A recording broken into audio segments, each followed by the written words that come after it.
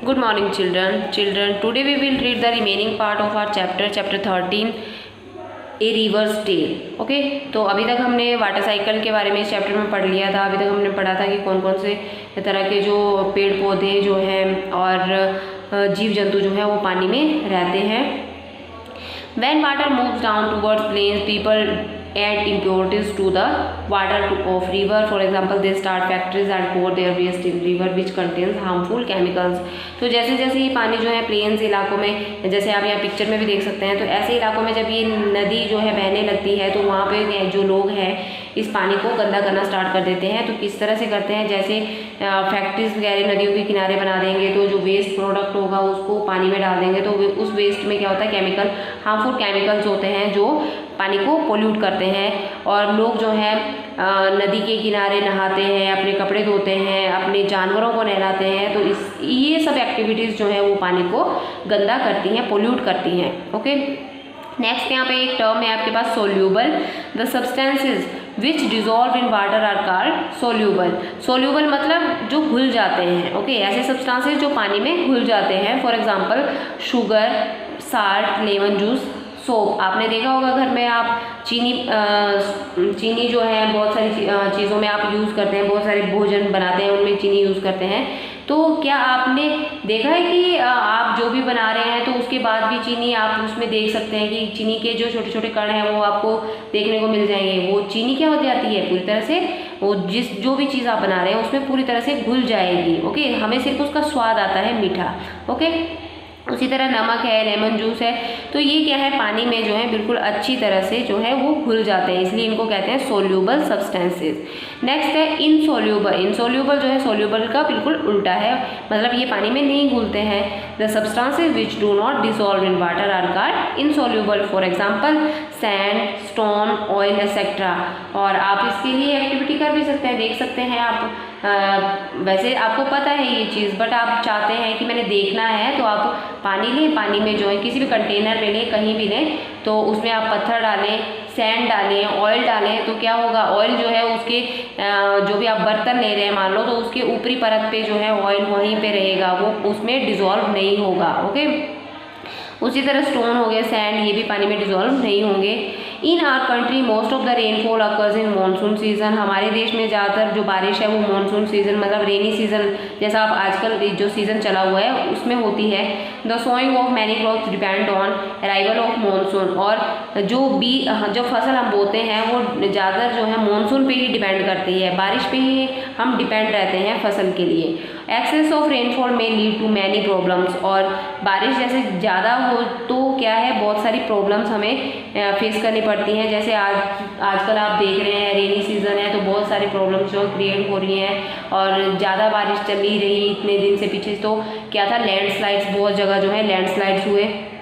Okay, heavy rains may lead to rise in the level of water in rivers, pond, lakes etcetera and causing flood. जैसे लगातार बारिश लगी रहे काफ़ी दिन तक और हैवी रेन होती है तो क्या है, जो आपके वाटर बॉडीज़ हैं जैसे पॉन्ड्स हैं, लेक्स हैं, तो इनमें क्या है, वाटर का लेवल जो है वो बढ़ जाएगा, और बढ़ जाएगा तो ओवरफ्लो होंगे तो आसपास के जो भी जगह है वहाँ पे पानी जाएगा। ठीक है, तो लोगों के घर भी हो सकते हैं वहाँ पे, सड़कें हैं, रास्ते हैं, तो वहाँ पे फिर पानी जाएगा और लोगों को प्रॉब्लम्स क्रिएट करेगा। The crop fields, villages and cities में गेट सबमर्ज्ड इन वाटर। और ज़्यादा ही बारिश हो तो जो आपके खेत हैं, आपके गांव हैं, आपके शहर हैं, वो पानी में समा जाते हैं। So extensive damage occur to crops, houses and human life. और जब बहुत ज़्यादा बारिश होती है तो क्या है, हमारे खेतों को, हमारी फसलों को, हमारे घरों को और ह्यूमन बींग्स को, हमारे जीव जंतुओं को जो है नुकसान पहुंचता है।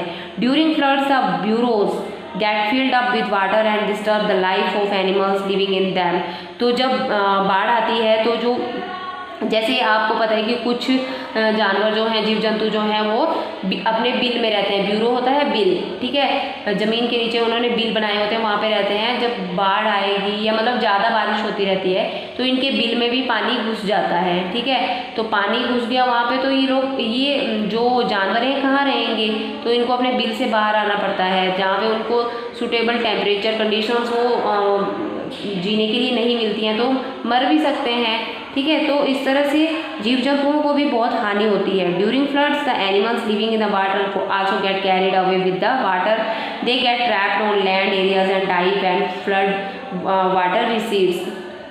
तो जब फ्लड आती है, जैसे फ्लड आई तो नदी तालाब हैं, कुएं हैं या नदियां हैं, तो उनमें रहने वाले जीव जंतु, छोटे छोटे जीव जंतु जो सिर्फ पानी में ही सर्वाइव कर सकते हैं। हम सबसे बेस्ट एग्जांपल मछली का ले लेते हैं, ठीक है।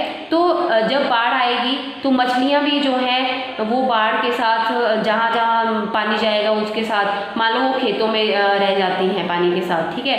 तो अब खेतों में तो पानी हमेशा नहीं रहेगा, बारिश खत्म हो गई, ठीक है, पानी धीरे धीरे जो है वो सूखता जाएगा खेतों में, तो क्या होगा, ये मछलियाँ जो है पानी के बिना मर जाएंगी, ठीक है। तो मतलब पानी में रहने वाले जीव जंतुओं को भी जो है बहुत हानि इससे होती है। These days we cannot drink running water from river or water from pond or lake, it is highly polluted। आज के टाइम में जो है हम बहता हुआ पानी कहते थे कि शुद्ध होता है, बट आज के टाइम में हम जो नदियां हैं, तालाब हैं, कुएं हैं, उनका पानी नहीं पी सकते हैं, ये बहुत पोल्यूट हो चुके हैं। सो टू मेक इट ड्रिंकेबल और portable purification of water is done. तो इनको पीने योग्य बनाने के लिए वाटर की जो है प्योरिफिकेशन की जाती है, और इसके जो है डिफरेंट मेथड हैं, डिफरेंट मेथड्स के थ्रू जो है ये प्योरिफिकेशन की जाती है। It can be done in following veg. तो आपको अलग अलग तरीके बताए हैं नीचे कि कौन कौन से तरीक़ों से जो है आप प्योरिफिकेशन कर सकते हैं वाटर की। फर्स्ट है इसमें फिल्ट्रेशन। बाय फिल्ट्रेशन आप यहाँ पे देख सकते हैं एक्वागार्ड वाटर फिल्टर है जो, तो इसके थ्रू जो ये एक मशीनरी है, तो मतलब पानी जब इसके अंदर जाएगा तो अपने आप जो मशीन है वो पानी को जो भी इम्प्योरिटीज़ हैं उनको अलग कर देगी, ठीक है। तो इस तरह से जो फिल्ट्रेशन प्रोसेस है उससे जो है पानी वाटर जो है प्योरीफाई किया जाता है। सेकेंड है बाय लोडिंग। लोडिंग का क्या मतलब है, if water contains mud which can not be remove by filtration can be remove by putting a piece of potash alum, जिसको हम कहते हैं फिटकरी। फिटकरी सब जो है सबके घर में होती है, यूज़ करते हैं। तो जैसे जो वाटर प्योरीफायर है, फिल्ट्रेशन है, तो फिल्ट्रेशन प्रोसेस से जो है आपका पानी जो है वो उसकी जो जैसे उसमें मिट्टी है तो वो मिट्टी नहीं निकल पाती है। तो हम क्या करते हैं, बहुत ही आसान मेथड है ये। फिटकरी सबके घर में होती है। आप किसी बर्तन में अगर पानी भरते हैं और उसमें बहुत मिट्टी है और मिट्टी जो है तैर रही है बिल्कुल पानी में, तो आप क्या करें, उसमें एक फिटकरी का टुकड़ा जो है वो डाल दें। फिटकरी जो है पूरी जो मिट्टी है उसको बिल्कुल तल में बिठा देगी, उसको अपनी तरफ को खींचेगी, मिट्टी को जो भी कण होंगे छोटे छोटे कण उनको अपनी तरफ को खींचेगी, और बिल्कुल जो पानी जिस भी बर्तन में आप अपने रखा है उस तल में जो है वो मिट्टी बैठ जाएगी, और आप जो है फिर जो पानी ऊपर रह जाता है आप उसको दूसरे किसी बर्तन में निकाल लें। तो इस तरह से पानी जो है आप प्योरीफाई कर रहे हैं। पोटाश अलम helps in settling of mud which can be removed by filtration.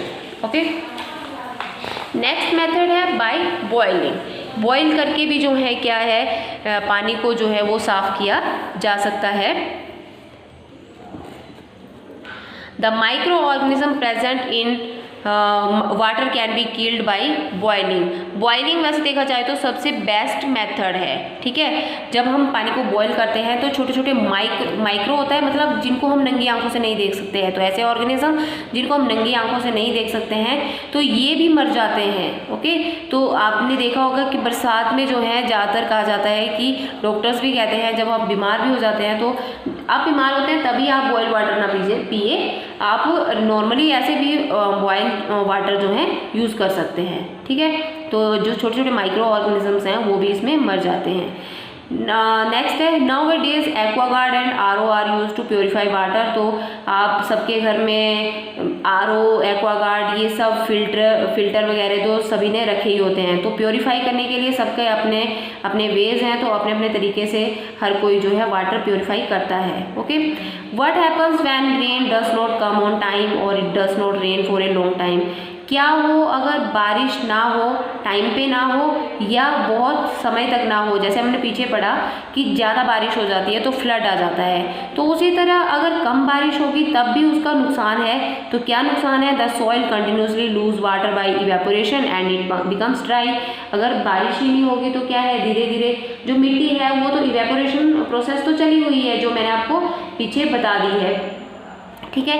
तो उस चैप्टर में हमने पढ़ लिया है। तो इवैपोरेशन प्रोसेस तो कंटिन्यूसली चली हुई है, ठीक है। तो पानी जो सॉइल की में थोड़ा बहुत पानी होगा वो लूज़ करती रहेगी, धीरे धीरे जो है पानी वो निकलता जाएगा। बट बारिश ही नहीं हो रही है तो वो बिल्कुल ड्राई हो जाएगी, बिल्कुल सूख जाएगी, और जो पानी का लेवल है वो बिल्कुल सूख जाएगा, जो वाटर सोर्सेज हैं वो भी सूख जाएंगे।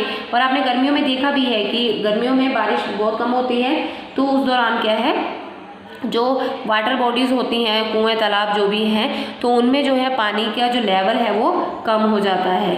दिस में लीड टू ड्रॉट, और इससे जो है सूखा पड़ जाता है। There will no crops without water, और अगर पानी नहीं होगा तो कोई फसल भी नहीं होगी। Animals may die without water and food, और जो जानवर हैं वो ऐसे जानवर जो नदी तालाबों को इनके पानी पे डिपेंड रहते हैं, अगर उनमें भी पानी सूख जाएगा तो ये जानवर जो है वो मर जाएंगे। ओके, तो इसी के साथ जो है हमारा ये चैप्टर यहाँ पे कंप्लीट हो जाता है। नेक्स्ट डे हम क्वेश्चन आंसर करेंगे। Okay, thank you.